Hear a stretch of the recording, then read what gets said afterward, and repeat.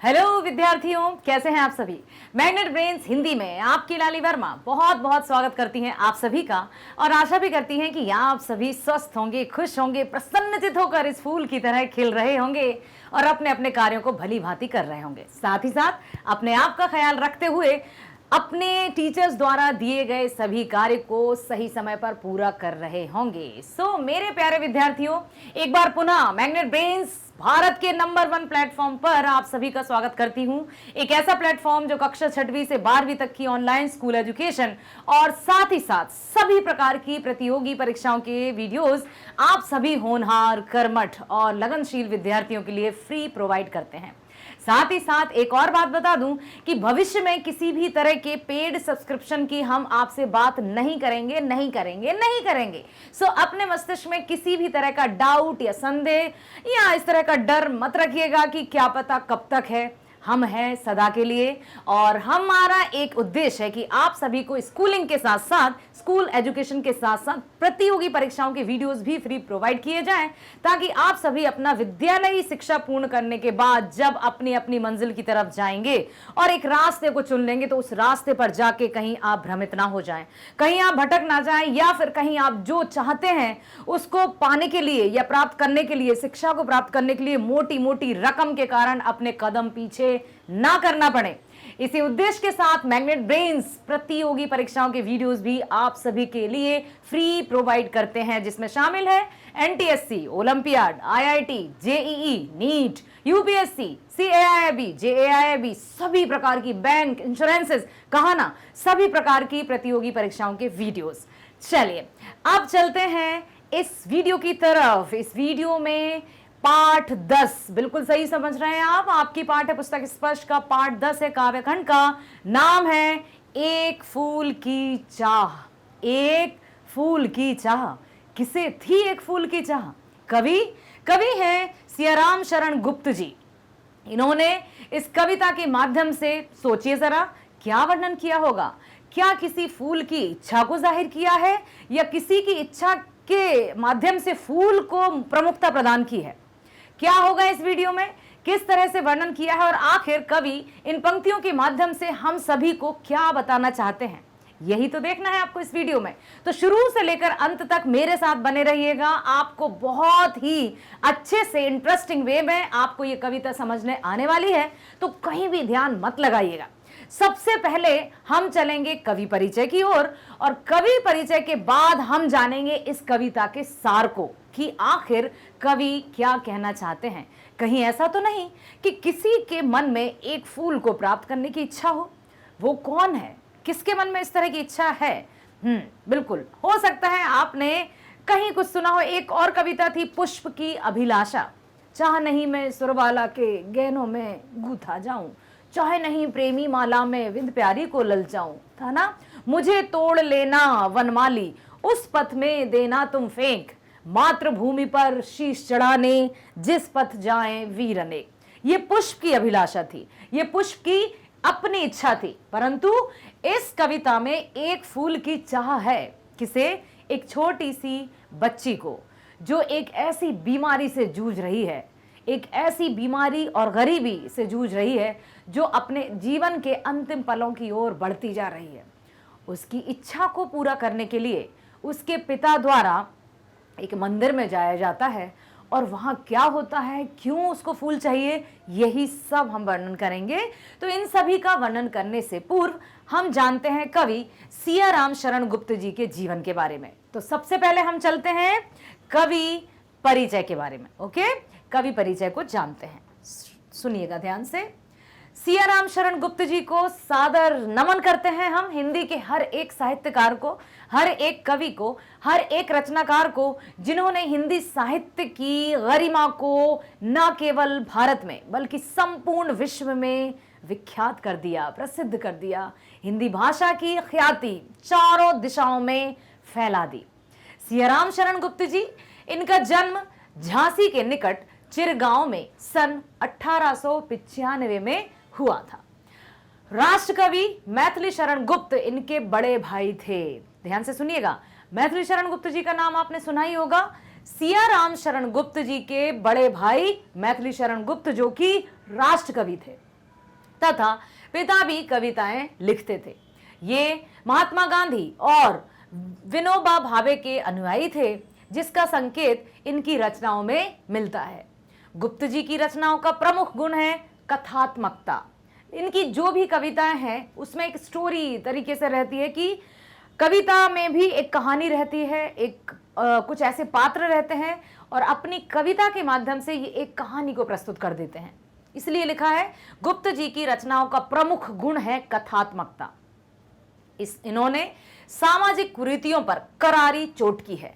सामाजिक कुरीतियां जानते हैं आप, सबसे ज्यादा यदि है वो है छुआछूत, भेदभाव कि निम्न वर्ग, उच्च वर्ग, ब्राह्मण, क्षत्रिय, वैश्य, शूद्र हैं तो उनसे दूर रहना है, कहीं छू ना ले वो और हम कहीं मैले ना हो जाएं, या हम कहीं उनसे मतलब उनको घृणा की दृष्टि से देखना। तो इस पर उन्होंने करारी चोट की है। इनकी रचनाओं में सामाजिक कुरीतियां जो छुआछूत है और भी जाति प्रथा जिसको कहते हैं, है ना, और भी कई ऐसी कुरीतियां हैं जिनका उन्होंने अपनी रचनाओं में बखूबी वर्णन किया है। इनके काव्य की पृष्ठभूमि अतीत हो या वर्तमान, उनमें आधुनिक मानवता की करुणा, यातना और द्वंद्व समन्वित रूप में उभरा है। ध्यान से सुनिए कि इन्होंने कहा है कि इनके काव्य की पृष्ठभूमि चाहे अतीत पर आधारित हो या वर्तमान पर आधारित हो, उनमें आधुनिक मानवता की करुणा, आधुनिक मीन्स मॉडर्न, करुणा मीन्स आपको पता है ना, दया, करुणा, आधुनिक मानवता की करुणा, यातना, दर्द, दुख, दया, यातना और द्वंद्व समन्वित रूप में उभरा है। कि क्या करुणा, क्या दया और क्या आपस में जो द्वंद्व है, किस तरह से आपस में मनुष्य ही मनुष्य से टकरा रहा है, मनुष्य ही मनुष्य का शत्रु हो गया है, ये सब इनकी रचनाओं में बखूबी देखने को मिलता है। आप सुनिए, आप ध्यान से, ये जो आप देख रहे हैं फूल, है ना, आपने कई फूल देखे होंगे। हर एक बगीचा में रंग बिरंगे फूल प्रकृति की शोभा को, प्रकृति के सौंदर्य को दिन दूना रात चौगुना बढ़ाते हैं, या प्रकृति के सौंदर्य में चार चांद लगा देते हैं। पुष्प, फूल, नाम सुनते ही एक अजीब सा मतलब एक बहुत ही अच्छी भावना मन में प्रकट हो जाती है ना। कहीं भी कुछ भी डेकोरेटेड करना हो या डेकोरेशन करना हो या सौंदर्य या सुंदरता या सजावट करनी हो तो सबसे पहले याद आते हैं फूल, आते हैं ना। कि कुछ भी हम जैसे कोई फंक्शन हो रहा हो, चाहे वो शादी का हो चाहे जन्म दिवस का हो, तो सजाने के लिए फूल, चाहे वो अब जैसे कि आर्टिफिशियल्स आ गए, लेकिन है तो वो फूल ना। अब इस कविता में एक फूल की चाह में, जैसा कि अभी मैंने आपको बताया कि इस कविता में कवि ने एक ऐसे परिवार का वर्णन किया है अपनी कविता के माध्यम से, जिसमें जो है एक शूद्र परिवार से, शूद्र परिवार अर्थात समाज जिनसे छुआछूत रखता है, जिनसे भेदभाव रखता है, जाति प्रथा जिसको कहेंगे, जिसमें उच्च वर्ग, निम्न वर्ग, है ना, और ब्राह्मण, क्षत्रिय, वैश्य या शूद्र। शूद्रों को बिल्कुल मंदिर में जाने की भी इजाजत नहीं होती है, दूर से उनको देखकर ही लोग अपने रास्ते बदल देते हैं। तो ऐसे ही एक शूद्र परिवार की लड़की, छोटी सी बच्ची की कहानी है जो एक ऐसे रोग से पीड़ित है, या फिर यूं कहा जाए कि वो छुआछूत की बीमारी से पीड़ित है। ठीक है, अब उसके पिता ने उसको बहुत मना किया कि बेटे बाहर मत खेलने जाइए, ऐसा मत करिए, लेकिन बच्चे तो बच्चे होते हैं, और उसको एक कोई ऐसी बीमारी लग गई जो छुआछूत की थी। अब छुआछूत की बीमारी के कारण उनके घर पर आना या उनका अपने घर से बाहर जाना एकदम बंद हो गया। अब उस बिलखती बच्ची ने अपने पिता से एक आग्रह किया कि मुझे देवी माँ, जो अपने गांव के मतलब गांव में जो मंदिर है, उन देवी माँ के चरणों पर जो फूल अर्पित किए जाते हैं उसमें से अर्पण किया हुआ एक फूल मुझे ला दीजिए पिताजी। पिता ने कहा कि मैं कैसे लाऊंगा, परंतु वो उसकी जो अंतिम इच्छा थी वो जिद पर आ गई कि मुझे वही फूल चाहिए। तो पिता अपनी बेटी की अंतिम इच्छा को पूरी करने के लिए मंदिर में जाता है, और मंदिर जो कि बड़े बड़े या यूं कहें कि जाति वर्ग में जो बटा हुआ था, वहां पर कोई भी शूद्र मंदिर में नहीं जा सकता था। ये वहां की प्रथा, कुप्रथाएं थी, प्रथाएं नहीं कहेंगे हम, कुप्रथाएं थी।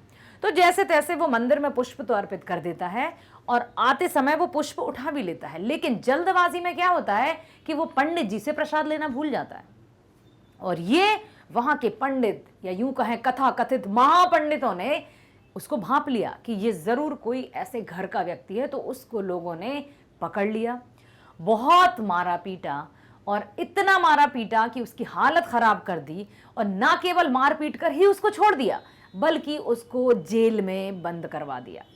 वहाँ जो बेटी थी उसकी बच्ची, वो आशातीत नज़रों से अपने पिता के आने की राह ताकते ताकते अपने प्राण त्याग चुकी।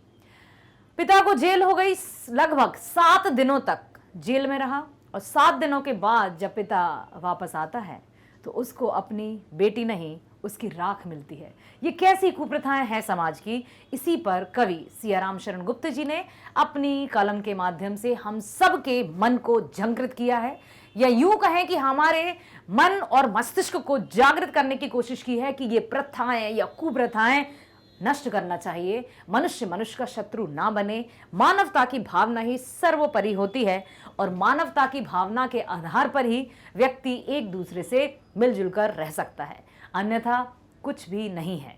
जहां हमने अपने आप को ऊंचा और सामने वाले को निम्न समझना शुरू कर दिया, वहीं से मानवता की भावना हमारे दिल से मरती जाती है। इसलिए कभी भी कितनी भी उन्नति या प्रगति आप क्यों ना कर ले मेरे प्यारे विद्यार्थियों, याद रखिएगा कि अपने मन में अहंकार कदापि नहीं लाएंगे आप। आइए पढ़ते हैं, ध्यान से सुनिएगा। प्रस्तुत पाठ एक फूल की चाह छुआछूत की समस्या से संबंधित कविता है। जैसा कि अभी हमने जीवन परिचय में देखा कि कविता जो रहती है सियाराम शरण गुप्त जी की, वे कथात्मक दृष्टि की रहती है या उनमें एक स्टोरी टाइप रहती है। तो यहाँ जो है छुआछूत की समस्या से संबंधित कविता है। ये महामारी के दौरान एक अछूत बालिका उसकी चपेट में आ जाती है। एक महामारी समझते हैं, ऐसी खतरनाक जानलेवा बीमारी जो अत्यधिक संख्या में लोगों के प्राण ले ले या अनगिनत लोग इसकी चपेट में आ जाए और काल का ग्रास बन जाए, वो महामारी। तो ऐसी एक महामारी गांव में फैली हुई थी और उसकी चपेट में एक बालिका आ जाती है। वह अपने जीवन की अंतिम सांसें ले रही है। वह अपने पिता से कहती है कि वे उसे देवी के प्रसाद का एक फूल लाकर दे दें।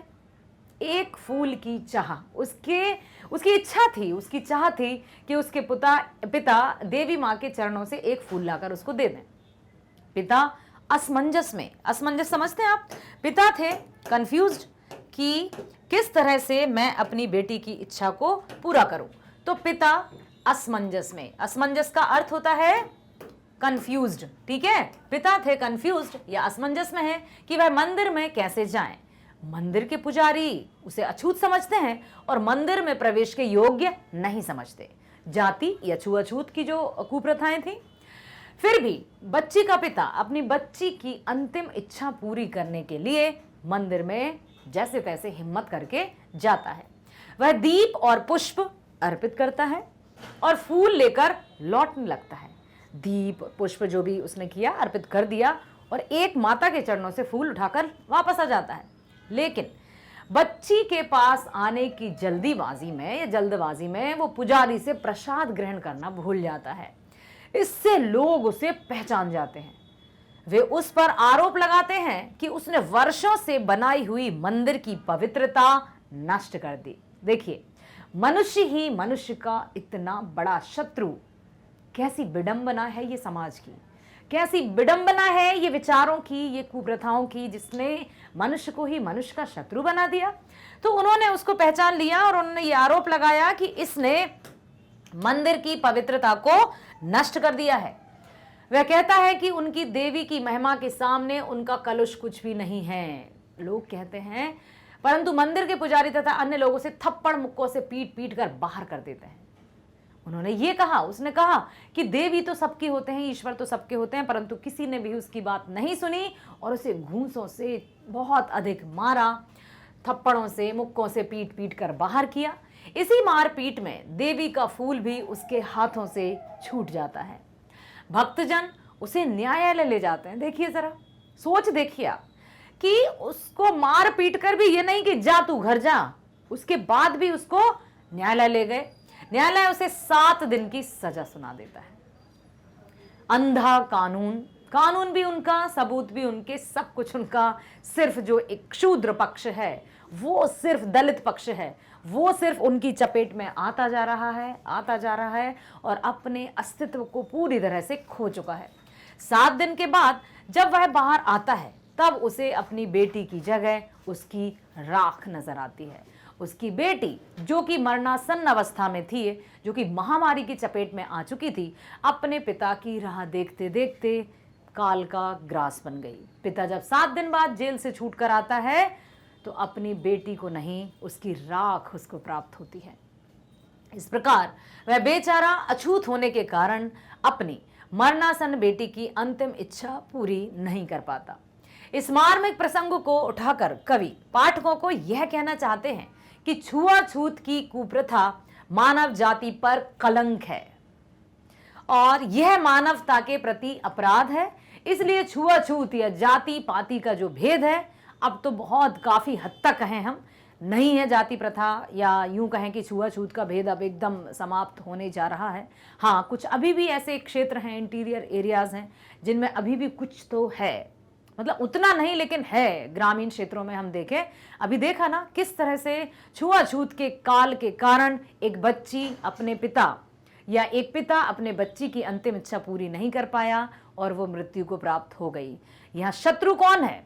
क्या कोई राक्षस किसी देव का शत्रु है?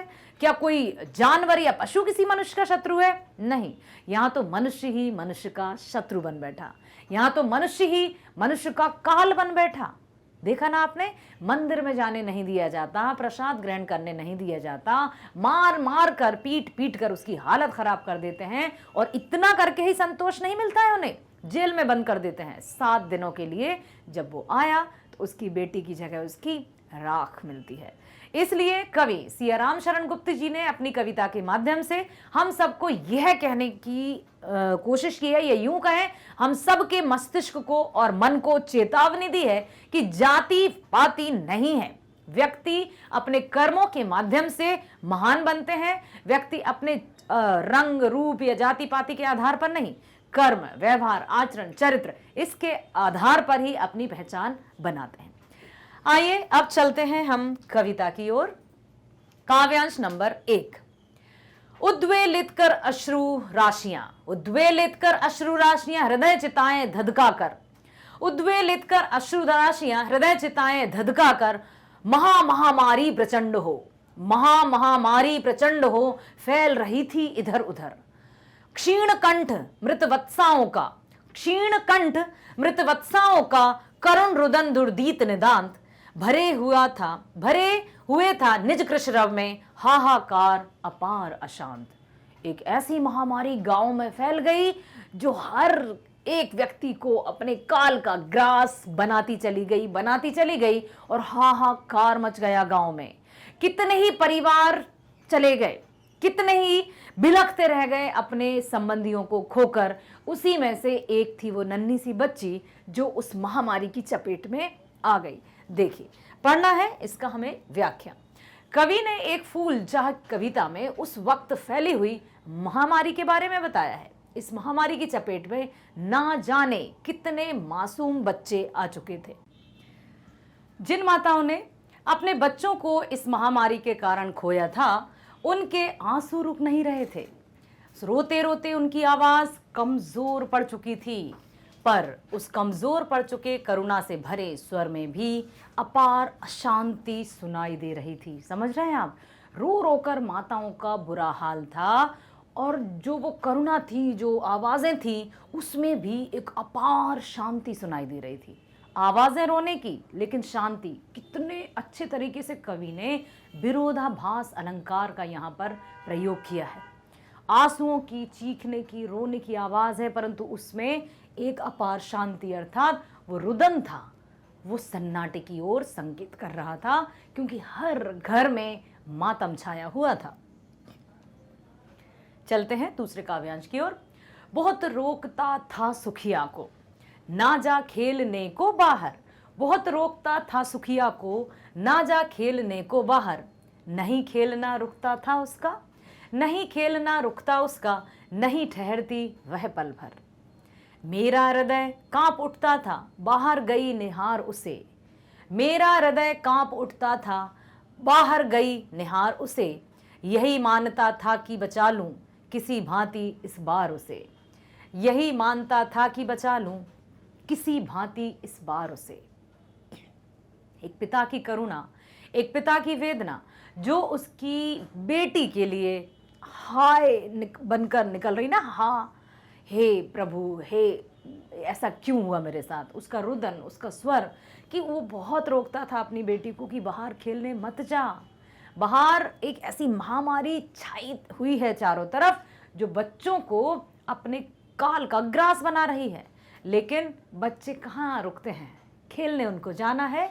और इसी तरह से वो भी उस बीमारी की, उस महामारी की चपेट में आ गई। प्रस्तुत पंक्ति में एक पिता द्वारा अपनी पुत्री को इस महामारी से बचाने के लिए किए गए प्रयासों का वर्णन किया है। पिता क्या कहते हैं कि पिता अपनी पुत्री को महामारी से बचाने के लिए हर बार बाहर खेलने जाने से रोकना चाहता था।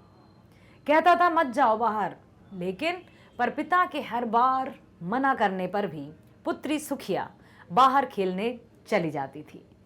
जब भी पिता सुखिया को बाहर खेलते हुए देखता था तो डर से उसका हृदय कांप उठता था कि कहीं ऐसा ना हो कि जो अन्य परिवारों में जिन माओं की गोदें खाली हो गई हैं और जो बिलख रहे हैं, कहीं मेरी बच्ची को भी कुछ ऐसा ना हो जाए। तो उसका हृदय कांप उठता था और वह सोचता था कि किसी भी तरह वह इस बार अपनी पुत्री को इस महामारी से बचा ले। वह यह भी सोचता था कि ये महामारी टल जाए, बस मेरी पुत्री बच जाए बस। और अपनी वेदना को इस तरह से उसने यहाँ पर व्यक्त किया है। और कवि सिया राम शरण गुप्त जी ने एक कहानी की तरह कविता की रचना की है। भीतर जो डर रहा छिपाए, भीतर जो डर रहा छिपाए, हाय वही बाहर आया। भीतर जो डर रहा छिपाए, हाय वही बाहर आया। एक दिवस सुखिया के तनु को, एक दिवस सुखिया के तनु को ताप तप्त मैंने पाया।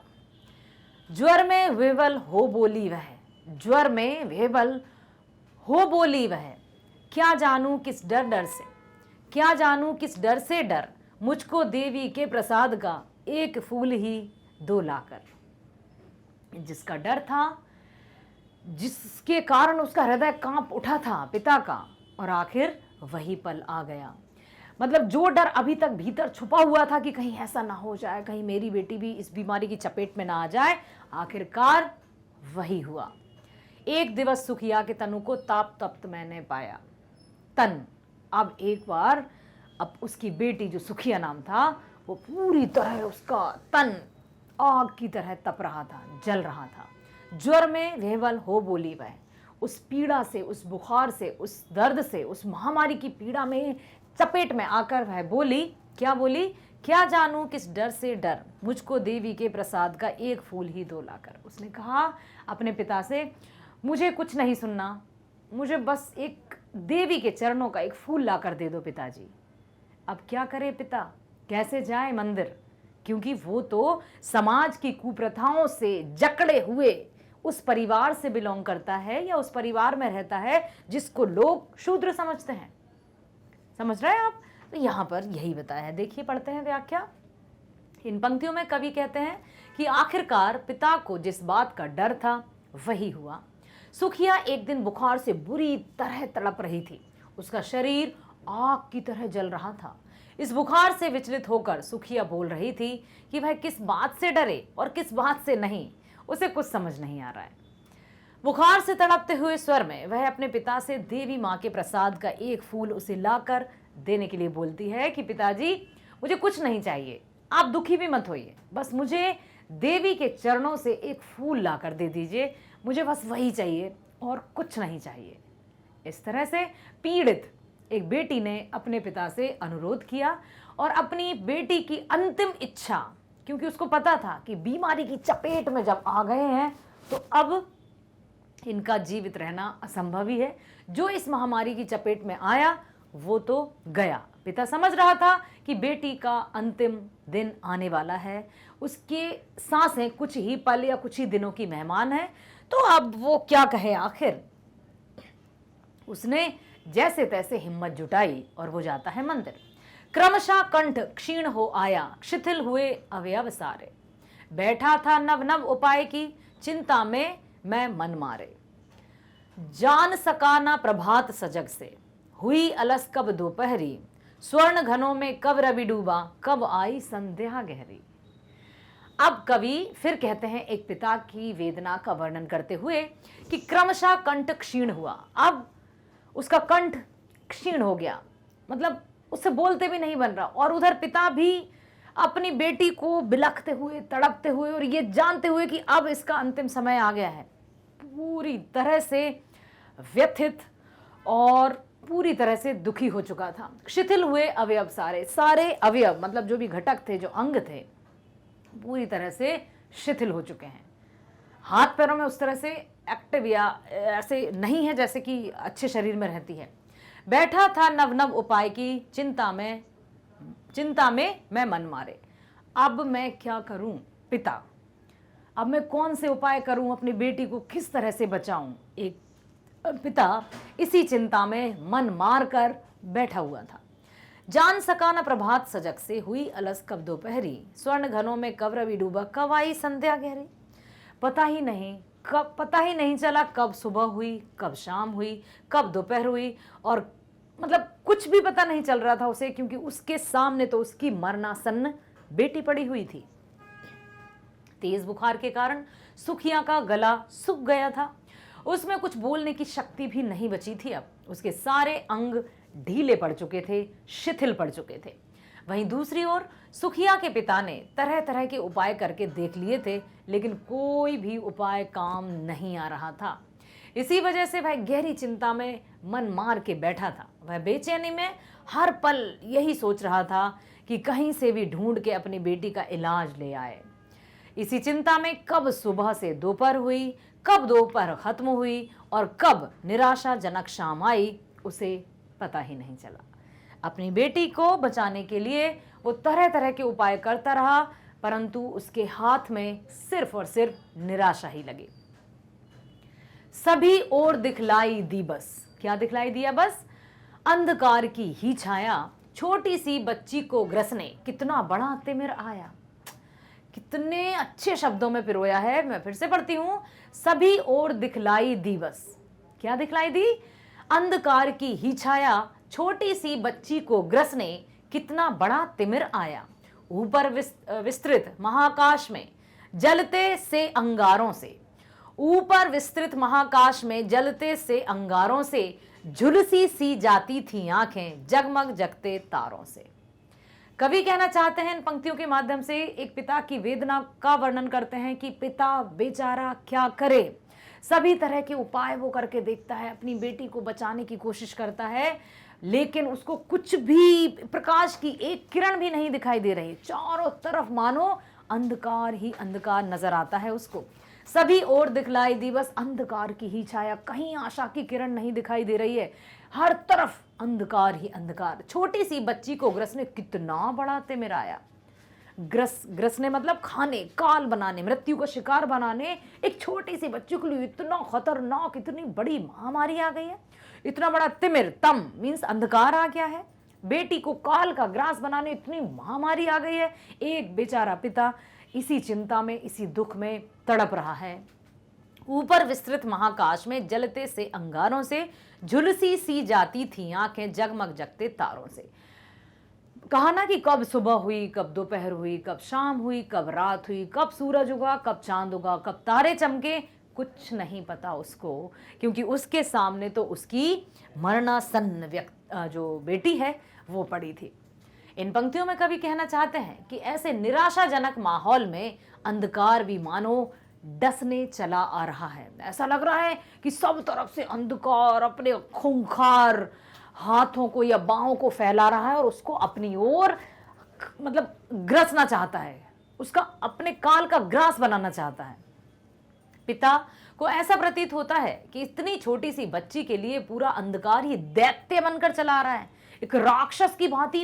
इतनी बड़ी महामारी एक छोटी सी बच्ची को अपने मतलब ऐसे लिखा है ना यहाँ पर कि एक छोटी सी बच्ची के लिए इतना दैत्य बाहें फैला कर आ रहा है और अपने काल का ग्रास बना रहा है। आखिर क्या करे पिता? नीरस, निराश, इसी चिंता में डूबा हुआ। पिता इस बात से हताश हो चुका है कि वह अपनी बेटी को बचाने के लिए कुछ भी नहीं कर पाया, क्योंकि उससे जो भी उपाय थे करने थे उसने सारे प्रयास कर लिए, परंतु बेटी की हालत वही थी। इसी निराशा में संध्या के समय आकाश में जगमगाते तारे भी पिता को अंगारों की तरह लग रहे थे। जो तारे, जो चांद जगमगाते हैं, वो ऐसे लग रहे थे मानो जला रहे हों, जिससे उनकी आंखें झुलस सी गई हों। ऐसा प्रतीत हो रहा था कि क्या है ये चारों तरफ, आखिर मेरी बेटी या मेरी बच्ची को क्या ये सब के सब सिर्फ अपना काल बनाना चाहते हैं? क्या ये सब उसको अपना ग्रास बनाना चाहते हैं? इसी चिंता में पिता का मन जो है वो बैठा जा रहा था पूरी तरह से। अगली पंक्तियां हैं। देख रहा था जो सुस्थिर हो, नहीं बैठती थी क्षण भर, हाय वही चुपचाप पड़ी थी अटल शांति सी धारण कर। सुनना वही चाहता था मैं, उसे स्वयं ही उकसा कर। सुनना वही चाहता था मैं, उसे स्वयं ही उकसा कर। मुझको देवी के प्रसाद का एक फूल ही दो लाकर। अब उसकी कहते हैं ना कि उसकी वाणी भी जैसे विराम ले चुकी थी, पूर्ण विराम ले चुकी थी। हाथ पैर पूरी तरह से शिथिल पड़ चुके थे, ढीले पड़ चुके थे। पिता चाहता था, पिता अपने मन से ये चाहता था कि वो एक बार और कुछ बोले, कुछ तो बोले, लेकिन कुछ भी नहीं बोल पा रही थी वो। देख रहा था जो सुस्थिर हो, नहीं बैठती थी क्षण क्षण। एक तरह से पूरी तरह से वो स्थिर पड़ी थी, स्टेबल थी, कोई हलचल नहीं थी। क्या सोच रहा है पिता?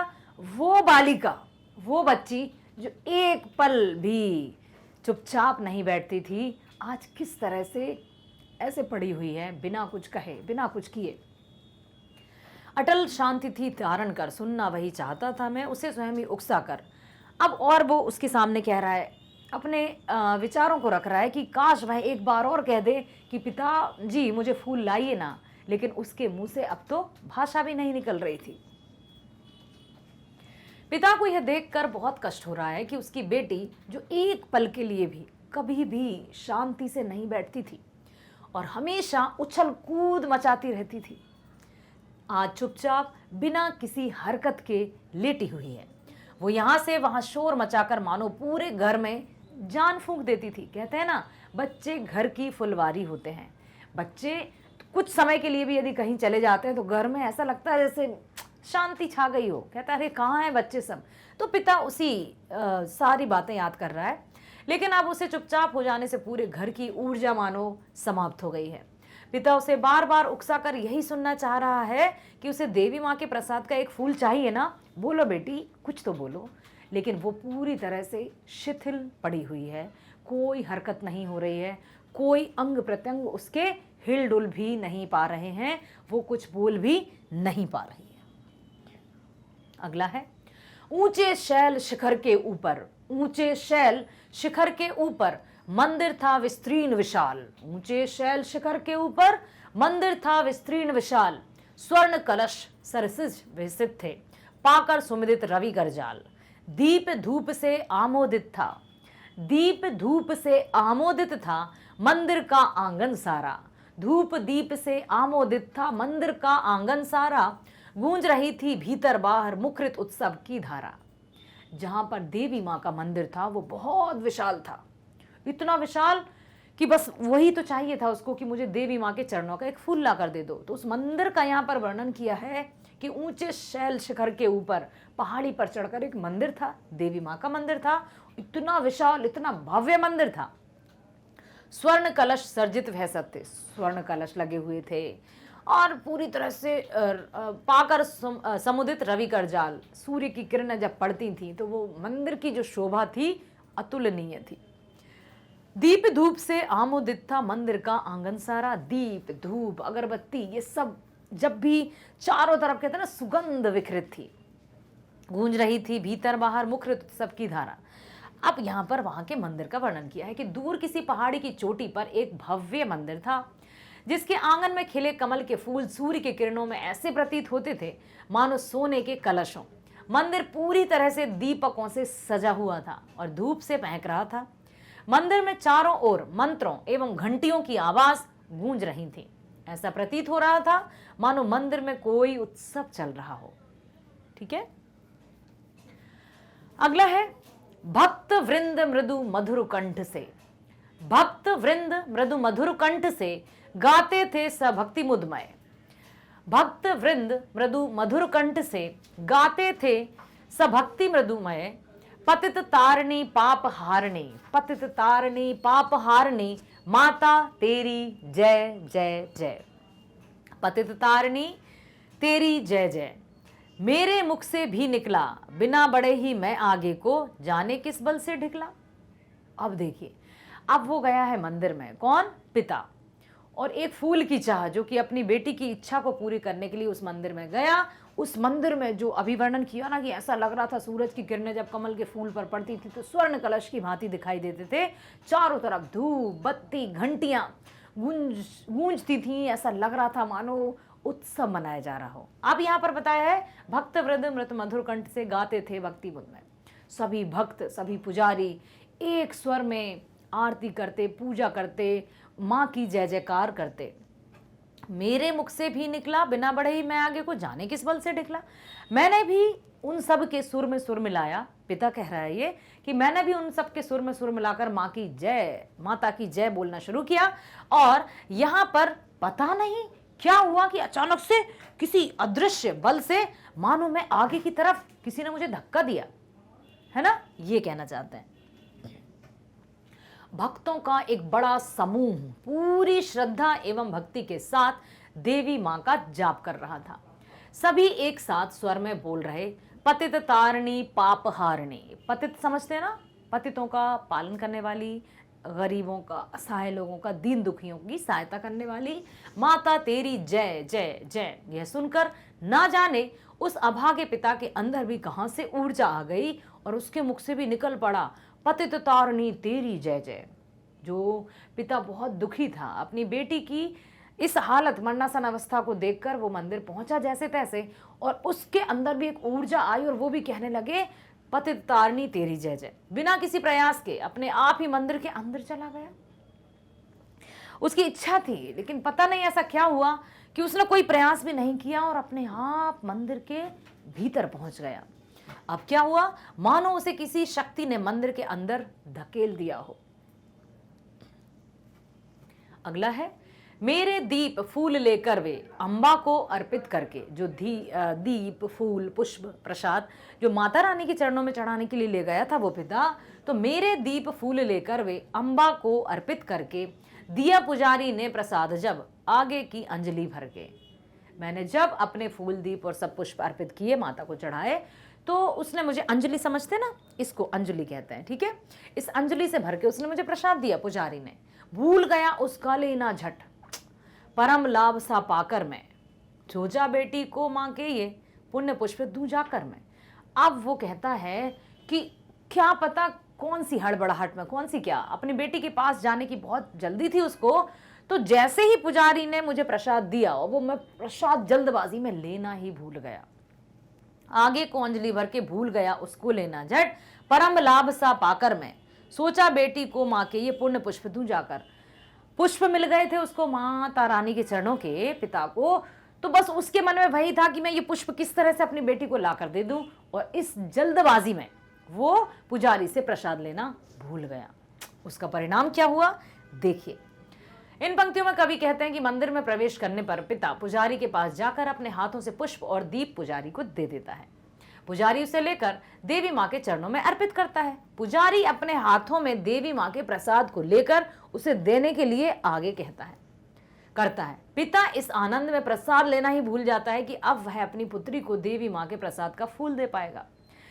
अब उसको ये लग रहा था कि मेरे हाथों में फूल आ गए और अब मैं अपनी बेटी को ये पुष्प दे पाऊंगा, उसकी अंतिम इच्छा को पूरी कर पाऊंगा, और इस जल्दबाजी में पुजारी से प्रसाद लेना भूल जाता है। और यही देखिए कि उसके लिए ये भूल, कितना बड़ा मोल इसको चुकाना पड़ा उस पिता को। आगे बढ़ते हैं।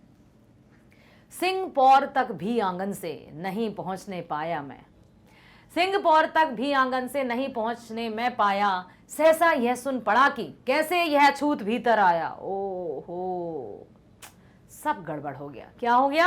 सिंहपौर तक भी आंगन से नहीं पहुंचने मैं पाया, सहसा यह सुन पड़ा कि कैसे यह अछूत भीतर आया।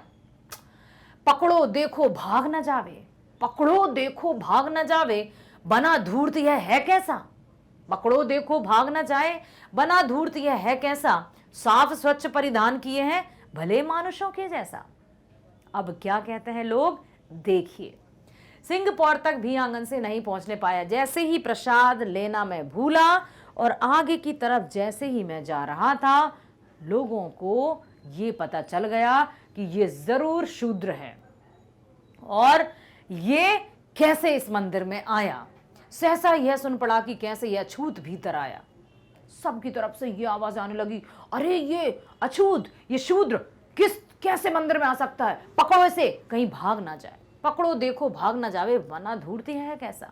सबके मुख से एक ही आवाज आ रही थी, इसको पकड़ो, ये धूर्त है, चालाक है ना, इसको पकड़ो कहीं ये भाग ना जाए। कैसा बना ठना आया है, मानो कोई सभ्य पुरुष हो। अरे क्या शूद्र या जाति के आधार पर कोई सभ्य या असभ्य तय किया जाता है? लेकिन यहाँ पर छुआछूत की जो कुप्रथा है उसको कवि ने बहुत ही अच्छे से उभारा है। साफ स्वच्छ परिधान किए हैं भले मानुषों के जैसा। सब लोग बोल रहे देखो कैसे अच्छे साफ स्वच्छ वस्त्र पहनकर आया है, जैसे भला मानुष हो। तो क्या जाति के आधार पर किसी की भलाई या बुराई तय की जाती है? यही बताया है। सुखिया का पिता अभी आंगन तक भी नहीं पहुंच पाया था कि अचानक पीछे से आवाज आई, अरे यह अछूत मंदिर में कैसे घुस गया, पकड़ो इसे कहीं भाग ना जाए। किस तरह इसने मंदिर में घुसकर चालाकी की है, देखो कैसे साफ सुथरे कपड़े पहनकर हमारी नकल कर रहा है, पकड़ो इस धूर्त को कहीं भाग ना जाए। आगे अब क्या हुआ, स्टोरी समझ में आ रही है ना। सबसे पहले वो अपनी बेटी की मनोकामना या अंतिम इच्छा को पूरी करने मंदिर गया। पुजारी के हाथ में पुष्प और धूप बत्ती दी। पुजारी ने जैसे ही उसको प्रसाद देने को हुआ, वो जल्दबाजी में पुष्प पाकर बस एक ही अभिलाषा उसके मन में थी कि अब ये फूल मैं अपनी बेटी को दूंगा और बेटी इसको पाकर खुश होगी। इसी चक्कर में वो पुजारी से प्रसाद लेना भूल जाता है और वहां पर जो उपस्थित लोग थे, कथा कथित लोग, वे पहचान जाते हैं कि ये जरूर मतलब अछूत है, शूद्र है। किस तरह से ये मंदिर आया, पकड़ो इसको। पापी ने मंदिर में घुसकर किया अनर्थ बड़ा भारी। लोग क्या कहने लगे कि अछूत ने मंदिर में घुसकर बहुत बड़ा अनर्थ किया है, जघन्य अपराध किया है, कलुषित कर दी है मंदिर की चिरकालिक सुचिता सारी। क्या मेरा कलुष बड़ा है देवी की गरिमा से भी, किसी बात में हूं मैं आगे, माता की मैं मां के भी। पिता सोचता है अब क्या कहते हैं लोग, पापी ने मंदिर में घुसकर किया अनर्थ बड़ा भारी, बहुत बड़ा पाप कर दिया है, कलुषित कर दी है मंदिर की चिरकालिक शुचिता, जो चिरकाल से चली आ रही थी। मंदिर की पवित्रता को इसने नष्ट किया है, पकड़ो इसे कहीं जाने ना पाए, मारो इसे। क्या मेरा कलुष बड़ा है देवी की गरिमा से भी, मैं क्या करूं। एक लाचार पिता, एक बेबस पिता यही कह रहा है कि किसी बात में हूं मैं आगे, माता की महिमा के भी। फिर भीड़ से आवाज आई कि इस पापी ने मंदिर में घुसकर बहुत बड़ा अनर्थ किया है, मंदिर की सालों साल की गरिमा पवित्रता को इसने नष्ट कर दिया। सब मिलकर चिल्लाने लग जाते हैं कि इस पापी ने मंदिर में घुसकर मंदिर को दूषित कर दिया। तब सुखिया का पिता यह सोचने पर विवश हो जाता है कि क्या मेरा अछूतपन देवी माँ की महिमा से भी बड़ा है। उसकी महिमा तो सबसे बड़ी है ना, लेकिन फिर मेरे अछूतपन को सबसे बड़ा क्यों कहा जा रहा है, मुझे मंदिर में प्रवेश होने की ये सजा क्यों मिल रही है। क्या मेरे इस माँ की महिमा से भी बड़ा है, क्या मेरे इस अछूतपन में देवी माँ से भी ज्यादा शक्ति है, जिसने देवी माँ के रहते हुए भी इस पूरे मंदिर को अशुद्ध कर दिया। कि देवी माँ मंदिर में है और मैं मंदिर में घुस गया और मेरे आने से मंदिर अपवित्र हो गया, तो क्या मेरे अछूतपन में देवी माँ से भी ज्यादा शक्ति है। ये सोचकर कई तरह के प्रश्नों की उथल पुथल उसके मन और मस्तिष्क में इस तरह से समा रही है कि आखिर ये क्या हो रहा है। बुरी तरह से वो व्यथित है और अपनी वेदना को माँ के समक्ष ही मन में बयां भी करता जाता है। नेक्स्ट है, माँ के भक्त हुए तुम कैसे। लोग कहने लगे माँ के भक्त हुए तुम कैसे, करके यह विचार खोटा। तुम माँ के भक्त हो, कैसे तुम्हारे मन में ये खोटा या गलत विचार आया। तुम नहीं हो सकते माँ के भक्त, क्योंकि शूद्र माँ के भक्त नहीं होते, मंदिर नहीं आते, शूद्रों का कोई मंदिर नहीं होता। माँ के सम्मुख ही माँ का तुम गौरव करते हो छोटा, ऐसे कैसे भक्त हो तुम, माँ के सामने उसका गौरव। हाय प्रभु, सोचिए। कुछ ना सुना भक्तों ने झट से मुझे घेर कर पकड़ लिया, मार मार कर मुख के घूंसे धम से नीचे गिरा दिया। मैं कुछ कहना चाहता था, मैं गिड़गिड़ा रहा था उनके सामने, लेकिन उन्होंने मेरी एक नहीं सुनी और मुझे घूंसों से, मुक्कों से इतना मारा कि मैं वहीं ऐसा ना पछाड़ खाकर गिर गया। मार कर भी लोगों को संतुष्टि नहीं मिली। आगे देखिएगा क्या होता है, इसकी व्याख्या पढ़ते हैं। सुखिया के पिता ने भीड़ से कहा कि तुम माँ के कैसे भक्त हो, जो खुद माँ के गौरव को मेरी तुलना में छोटा कर रहे हो। अब यहां पर सुखिया के पिता भीड़ से कहता है कि तुम अपने आप को भक्त कहते हो, पुजारी से कहता है। देखिए उसमें शक्ति आई है, मतलब वो अपनी बात को रखना चाहता है। भीड़ से कहता है कि तुम कैसे भक्त हो, जो मेरे आने से तुमको लगता है कि ये सब क्या हुआ। समझ में आया? तो यहां पर जो खुद माँ के गौरव को मेरी तुलना में छोटा कर रहे हो, ये क्या हुआ।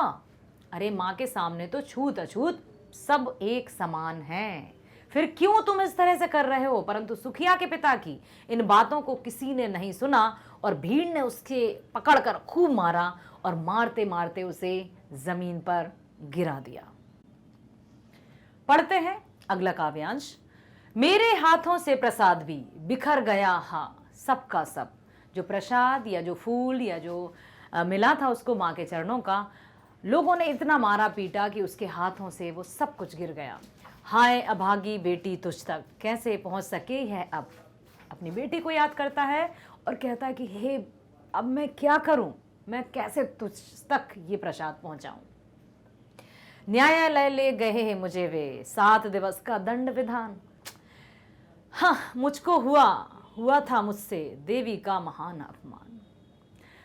पिता बहुत दुखी है, बहुत व्यथित है और कहता है कि सब ने जब मुझे मारा तो मेरे हाथों से प्रसाद भी गिर गया, और ना केवल मुझे मार कर छोड़ दिया बल्कि मुझे न्यायालय ले गए और 7 दिनों की जेल सजा सुना दी। भीड़ के इस तरह सुखिया के पिता को पकड़ के मारने के कारण उनके हाथों से प्रसाद गिर गया, जिसमें देवी माँ के चरणों में चढ़ा हुआ फूल था।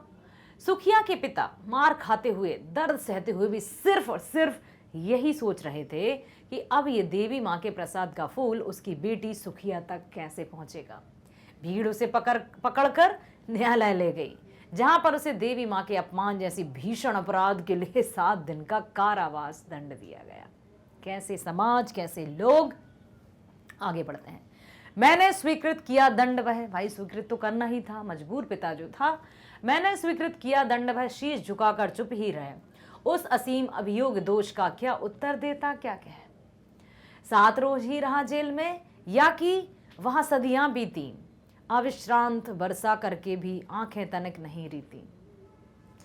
अब उन्होंने पिता की वेदना का वर्णन किया है कि 7 दिनों की जब सजा सुनाई तो मैंने स्वीकृत किया शीश झुकाकर, क्योंकि अब भाई उनके अनुसार, समाज के अनुसार मैंने बहुत बड़ा दोष या मैंने बहुत बड़ा अपराध कर दिया था जिसकी मुझे ये सजा मिली थी। क्या उत्तर देता। 7 रोज ही रहा जेल में या कि सदियां। ऐसा लग रहा था कि 7 दिन ही है या पूरी सदियां की सदियां बीत गई, क्योंकि वहां उसकी बेटी और उसकी स्थिति, बस उसी के बारे में सोच रहा था। तो 7 दिवस ऐसे लगे जैसे सदियां बीत गई। अविश्रांत वर्षा करके भी आंखें तनिक नहीं रीती। क्या करे, दिन रात वो अपनी बेटी को याद कर करके रोता रहा। रीति मतलब खाली, लेकिन फिर भी उसकी आंखें नहीं रीती या आंखों के आंसू नहीं सूखे। वो रोता रहा, बिलखता रहा, लेकिन उसका दुख, उसका दर्द किसी को भी दिखाई नहीं दिया। सुखिया के पिता ने चुपचाप दंड स्वीकार कर लिया। उसके पास कहने के लिए कुछ था ही नहीं। पूरे 7 दिन जेल में बिताने पड़े, जो उसे 7 सदियों के बराबर प्रतीत हो रहे थे। पुत्री के वियोग में सदैव बहते आंसू भी रुक नहीं पा रहे थे। वह हर पल अपनी प्यारी पुत्री को याद करके रोता रहता था। आगे है। दंड भोग कर जब मैं छूटा, पैर न उठते थे घर को, पीछे ठेल रहा था कोई भय जर्जर तनु पंजर को, पहले किसी लेने मुझको, नहीं दौड़कर आई वह, उलझी हुई खेल में ही हाँ, अब की दीना दिखाई वह। द्रवित करने वाले ये पंक्तियां, आंखों को नम करने वाली ये पंक्तियां, कवि ने इतने अच्छे से इन पंक्तियों को अपनी कलम के माध्यम से सजाया है। क्या कहता है कि जब दंड भोग कर पिता आता है, दंड भोग कर जब मैं छूटा, पैर न उठते थे घर को, मैं कैसे जाऊं, क्या मेरी बेटी होगी, क्या वो मुझे देख पाएगी, क्या मैं उसे देख पाऊंगा। पीछे ठेल रहा था कोई, ऐसा लग रहा था कि मैं कैसे जाऊं घर। वह जर्जर तनु पंजर को, अपने इस शरीर को, पंजर मीन्स शरीर है ना, पहले किसी लेने मुझ, अब वो सोच रहा था कि जब भी मैं घर जाने वाला होता था या घर आने वाला होता था तो सुखिया दौड़कर हंसकर आ जाती थी मुझे लेने।